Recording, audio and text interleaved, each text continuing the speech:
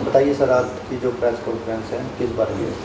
आज की जो प्रेस कॉन्फ्रेंस है वो Indian medical association branch Narayangarh की तरफ से बुलाई गई है और उसका जो विषय है वो आयुष्मान में प्राइवेट हॉस्पिटल्स की डिले पेमेंट के लिए ये प्रेस कॉन्फ्रेंस हमने बुलाई है। क्या कहना चाहिए? विषय ये है, अगर मैं थोड़ा सा विस्तार में जाऊं, कि आयुष्मान स्कीम के तहत कोई भी जो गरीब मरीज है वो किसी भी प्राइवेट हॉस्पिटल में फ्री ऑफ कॉस्ट इलाज ले सकता है और ये बहुत ही बढ़िया स्कीम है। लेकिन हरियाणा में कुछ समय से इस स्कीम में काफ़ी दिक्कतें आ रही हैं और प्राइवेट हॉस्पिटल्स को समय पर पैसे की पेमेंट नहीं हो रही और उस वजह से प्राइवेट हॉस्पिटल्स को चलाने में जो डॉक्टर्स चला रहे हैं उनको काफ़ी दिक्कतों का सामना करना पड़ रहा है। विशेष रूप से क्या दिक्कत है इसमें?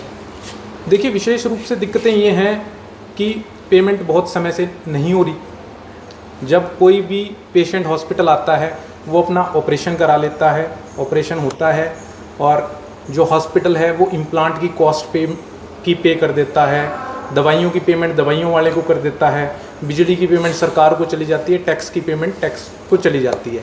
लेकिन जो आयुष्मान की तरफ से उस मरीज के इलाज के खर्चे की पेमेंट हॉस्पिटल को आनी है वो पेमेंट नहीं आ रही और पिछले 6 से 8 महीने से यह समस्या बढ़ती जा रही है। और अगर मैं थोड़ा सा आंकड़ों की बात करूं, लगभग 650 अस्पताल आयुष्मान के पैनल पे हैं हरियाणा में और 700 से 800 करोड़ पेमेंट पेंडिंग है। तो इसलिए प्राइवेट हॉस्पिटल संचालकों को हॉस्पिटल चलाने में समस्या का सामना करना पड़ रहा है। क्या प्रयास किया आपने इसके लिए?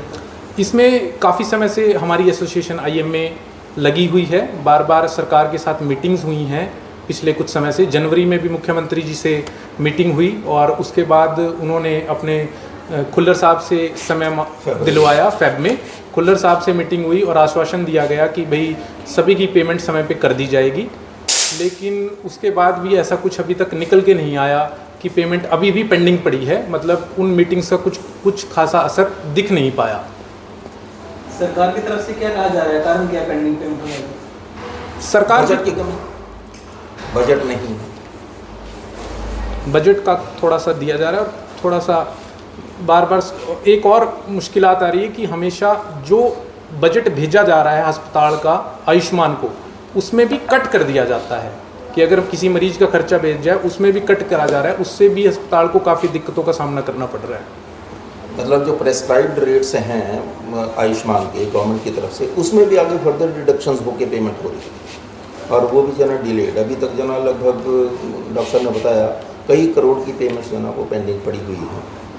और इसी वजह से आईएमए ने, एक हरियाणा आईएमए ने, टोटल स्टेट आईएमए ने ये डिसाइड किया है, उन्होंने कॉल भी दी है कि जी हाँ 7 अगस्त ऑनवर्ड्स मतलब कोई भी जो प्राइवेट डॉक्टर्स हैं वो इसको आयुष्मान के अंडर ट्रीटमेंट को स्टॉप करेंगे इफ़ बाई देन, अगर तब तक जो है ना ये पेमेंट्स नहीं होगी या कोई ठोस कार्रवाई नहीं की जाती। पेमेंट के रेट फिक्स नहीं हुए थे जी, दिवाली के हिसाब से पेमेंट के रेट फिक्स हुए? हाँ, पेमेंट्स के वो रेट्स फिक्स किए हुए हैं, लेकिन उसमें भी जी किसी ना किसी मुद्दे पे करके डिडक्शंस कर दी जाती है। जब ये स्कीम चालू करी गई थी बहुत सारे नियम थे। उन नियमों के तहत ये भी था कि अगर कोई भी आयुष्मान की पेमेंट है वो विदिन 15 डेज होगी और इसका जो कीमत तय करी गई है किसी भी इलाज की वो मिलेगा। लेकिन उसके बावजूद वो पेमेंट्स बहुत ज़्यादा डिले हैं और जो कीमत फिक्स करी गई है किसी भी इलाज के लिए वो कीमत नहीं दी जा रही। किसी न किसी बहाने से उस पेमेंट में कट डाउन करा जा रहा है, उससे भी फाइनेंशियल भार पड़ रहा है हॉस्पिटल्स के ऊपर।